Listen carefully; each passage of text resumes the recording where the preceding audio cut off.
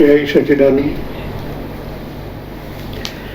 आगे परमहंस योगानंद जी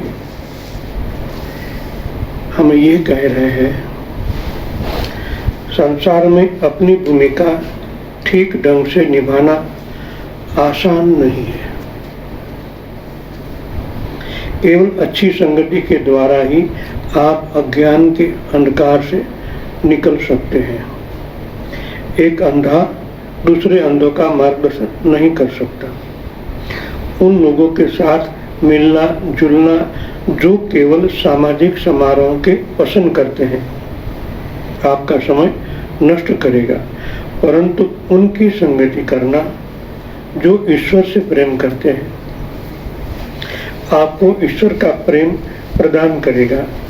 भगवद गीता में भगवान ने कहा है, हजारों मनुष्यों में से कोई एक आध्यात्मिक प्राप्ति के लिए यत्न करता है और उन भाग्यशाली जिज्ञासुओं भी जो मुझे प्राप्त करने का श्रमपूर्वक प्रयत्न करता है, कोई एक मुझे यथार्थ रूप से जानता है। हमने साइंस के हिसाब से भी देखा, जैसे संगति हम करते हैं उनके वेव्स, उनके ऑरा हमें प्रभावित करता है। भले आपके विचार ईश्वर प्राप्ति का हो, मगर आपकी संगति मित्रता जो सामाजिक स्तर के लोगों के साथ होगी तो आपको वैसे ही बात करेगा। वो मैं वहाँ गया था तो ऐसा था, ऐसा स्वादिष्ट भोजन था, इन लोगों कितने धनवान थे, ऐसे वैसे ऐसी बात निकली तो वैसे ही तरह निकले तो आपके और पर वो हावी हो जाएंगे। आप जो स्पीड में परमात्मा की ओर चल रहे हैं उसमें कटौती आती रहेगी। एक बार, 2 बार, 10 बार, 15 बार ऐसी बात सुनेंगे तो आपको भी वहाँ ही इंटरेस्ट लगेगा। चल रहे थे ईश्वर प्राप्ति के लिए, मगर ऐसी संगति से हमें उस तरफ जाने का एक बार मन में हो जाएगा, चलो देख तो ले, आए हैं और हमको भी वो आमंत्रण देगा तो हम वहाँ ही जाएंगे और हजारों आदमी की संगति में आएंगे। तो वैसे ही हमारा ऑरा बनेगा, ऑरा आपका धीरे धीरे अंतर जगत में आएगा, फिर आप वैसे ही बन जाओगे। फिर एक आवरण आ गया। इसलिए कह रहे हैं कि संसार की अपनी भूमिका ठीक संग से निभाना आसान नहीं है। इसलिए तो महात्मा लोग हिमालय में चले जाते, एकांत में चले जाते, कोई आदान प्रदान नहीं होता, कोई आना जाना नहीं होता, उनका ऑरा भी डिस्टर्ब नहीं होगा और सतत एकाग्रता से परमात्मा की ओर जाएंगे। इसलिए भगवान ने गीता में कहा नहीं, कोई एक ही प्रयत्न करता है मेरे को, ज्यादातर इच्छा आकांक्षा लेकर ही देवी देवता को भोजन करते हैं, सिद्धियों की ओर जाते हैं। वो जानते हैं कि सबके पीछे तो मैं ही हूँ, फिर भी वहाँ ही जाएगा क्योंकि उनको खिंचाव वैसा ही होगा। तो हमें या तो दृष्टाभाव रखना पड़े या तो अपना कवच कर लेना पड़े। कहाँ? शरीर में नहीं, अंतःकरण में। बाहर का ओरा अब कितना भी बंधन करो, जो हैवी है हावी हो जाएगा। 1000 आदमी का ओरा और आपका एक अकेले का ओरा, आप डिस्टर्ब हो जाओगे। अंतःकरण में कोई नहीं उतरेगा, तो आपको अंतःकरण की चारों ओर प्राण का कवच करना चाहिए। एक आदमी हो तो ठीक है, आप बाहर का ओरा कवच कर लो, मगर जब 1000 की कोई मिलन में जाना हो, समारोह में जाना हो, तो क्या करोगे? तो आप एक कर ले हो और वहाँ हजारों की भीड़ है तो उनका और ज्यादा हावी हो जाएगा। तो हमें हमारे अंतःकरण में गणेश गुरु को याद करके संकल्प करके दृढ़ता से अंदर का और बंद कर दो। न कोई बाहर जाए न अंदर आए। कल जैसे गायत्री में किया ना, प्राण शरीर का कर लेना कि अंदर का और डिस्टर्ब न हो, बाहर की कोई भी नेगेटिव अंदर दाखिल न हो, तो आपके विचार स्थिर रहेंगे, बाहर के विचार टकरा के वापस चले जाएंगे। इसलिए हमें ये सीखना पड़ेगा शब्दों में तो कहा है, मगर अभी वर्तमान में ऐसा करोगे तब आप बच पाओगे। इसलिए कहा कि संसार में ऐसी भूमिका निभाना आसान नहीं है। जो जागृत है वही एक कर सकता है।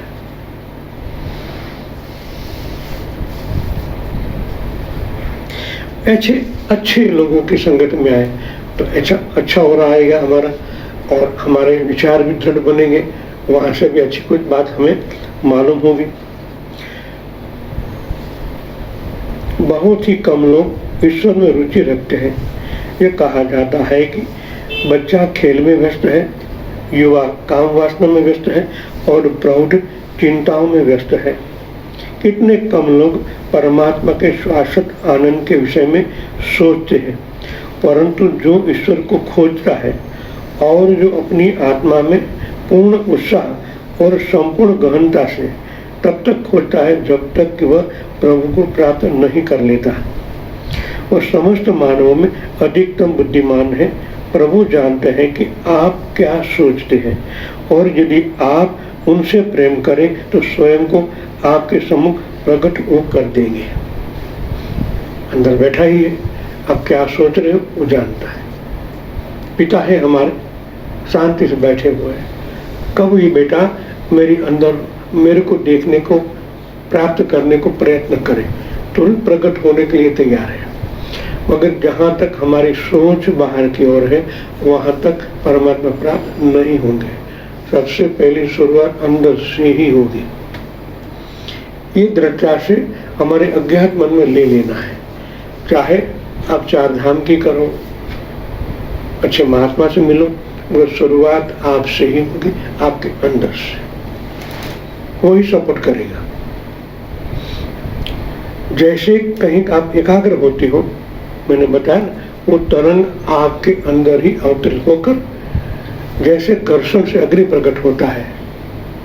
अच्छे विचारों से, अच्छी प्रार्थनाओं से जो अंतकरण में आंख बंद करके परमात्मा को याद करता है, वैसे तरंग अंतर्मुखी होते हैं और अंदर बैठे परमात्मा और बाहर का प्राण एक होता है।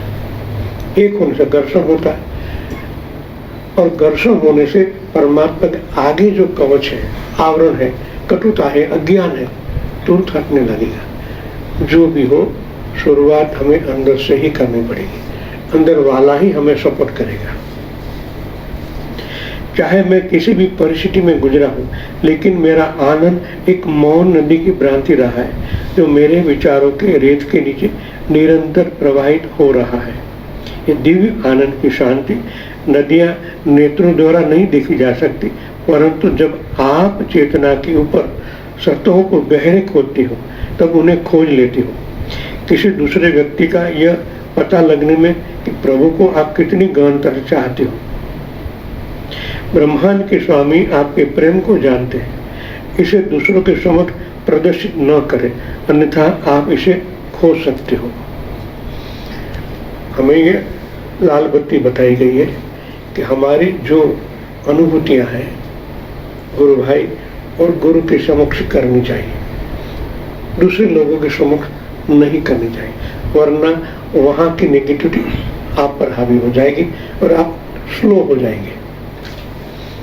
हमें अच्छे भावना से कहने जा रहे हैं, मगर वो तो पूरा संसार ही है, उन्हें कुछ अनुभव किया ही नहीं, तो आपके बारे में शायद आपके सम्मुख न बोले, आप जैसे जाओगे तुरंत आपकी निंदा होगी। एक पागल है क्या? ऐसा कभी हो सकता है? ऐसा होता है? कहीं लिखा नहीं है।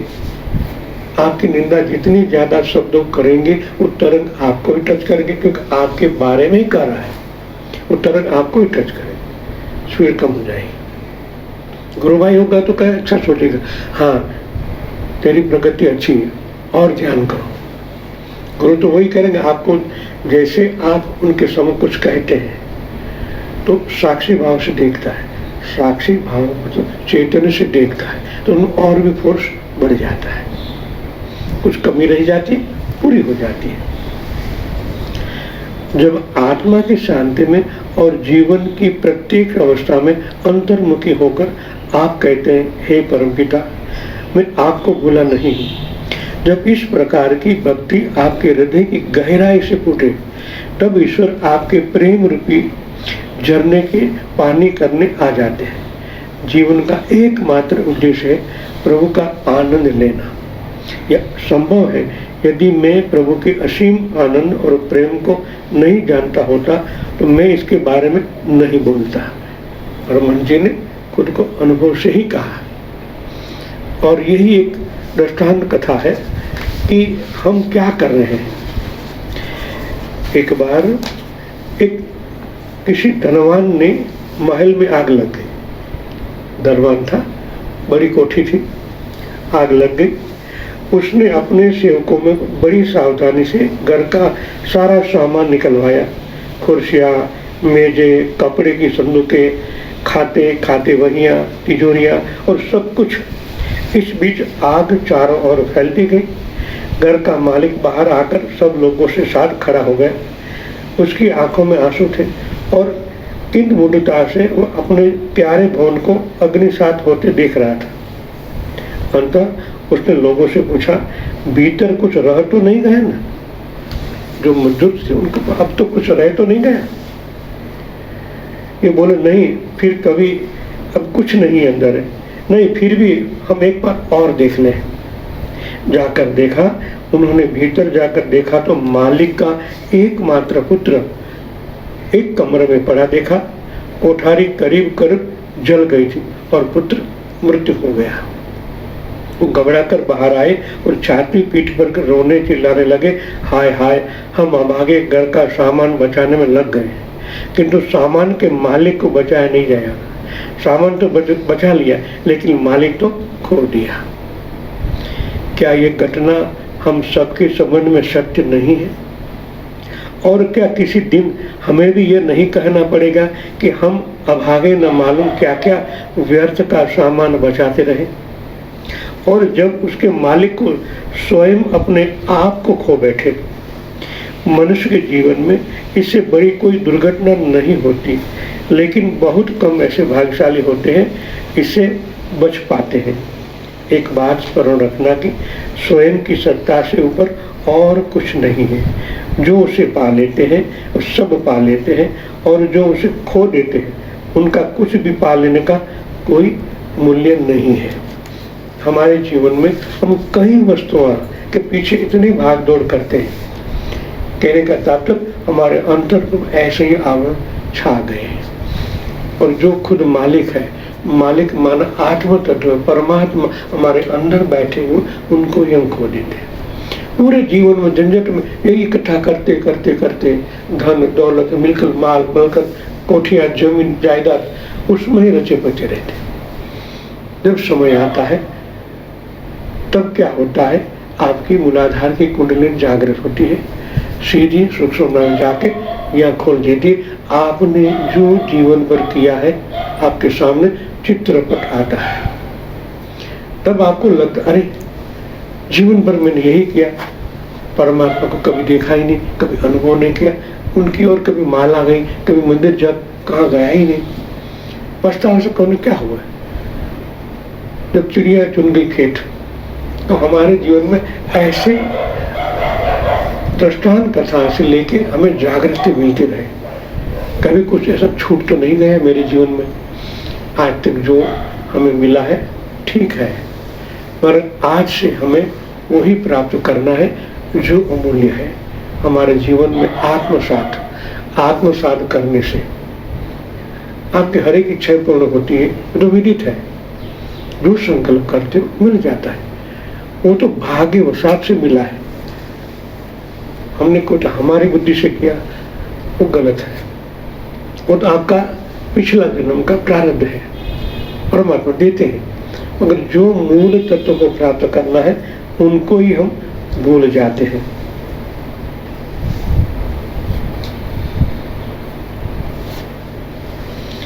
उन्हें क्यों भूले हैं जानता हूं, इसके कितने भयानक परिणाम होते हैं। आनंद, उस आंतरिक स्रोत को भूलना सभी मानवीय कष्टों और दुखों का कारण है। ईश्वर के जीवन के उपहार, सूर्य और भोजन और सभी वस्तुएं जो वे हमें प्रदान करते हैं, प्राप्त करने के लिए हम अपने हाथ आगे फैला देते हैं, परंतु उन्हें प्राप्त करने भी हम दिव्य दाता को भूल जाते हैं। यदि आपने किसी को प्रेम पूर्वक कोई उपहार दिए हो और आपको पता चले कि वो आपको बारे में कभी सोचा ही नहीं, तो आपको कितना दुख होगा। ईश्वर भी उसी प्रकार अनुभव करते हैं।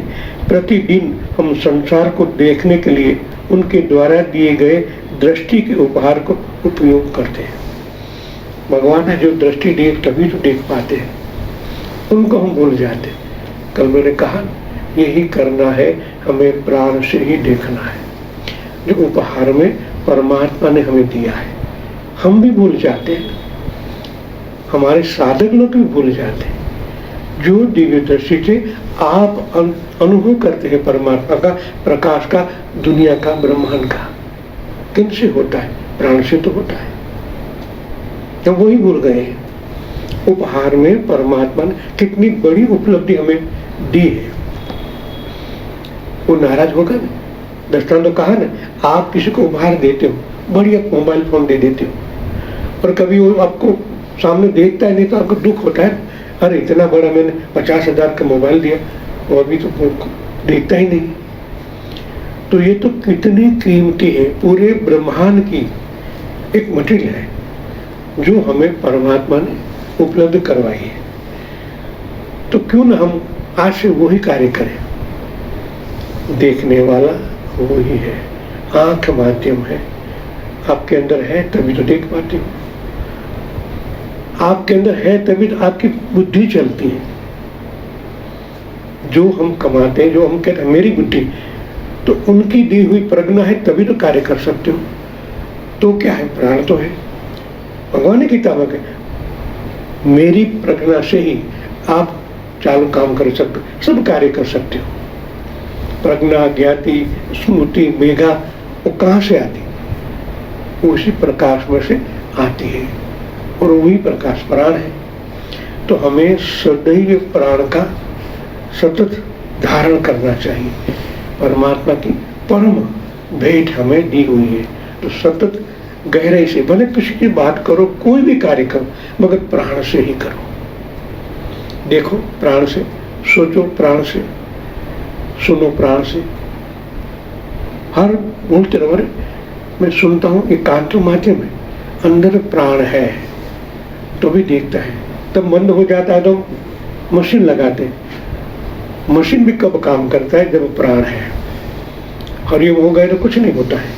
तो सतत ये याद रखना है, प्राण से ही देखना है। हमें वो मुहावरा करना है, देखने वाली आंख माध्यम है। सतत प्रयत्न करो, मैंने बोलो कोई भी कार्य करो, संसार भोगो, मगर प्राण से, तो आप लुप्त नहीं होंगे। करने वाला प्राण है। मन से आ गए तो बंधन है, वरना प्राण से किया आप मुक्त है। ऋणानुबंध पूरा करो प्राण से, कुछ भी संसारिक भोगो प्राण से। खाने वाला तो वो ही, पचाता तो वो ही। भगवान ने गीता में कितनी बार कहा, हम वैश्वानर नरभूत्वा। हर एक श्लोक में भगवान ने 750 श्लोकों में पूरी जीवन कथा कह दी है। हमारा आंसर वहां से आ जाता है। तो हमें प्राण को याद रखना है परमानेंट। जय सच्चिदानंद।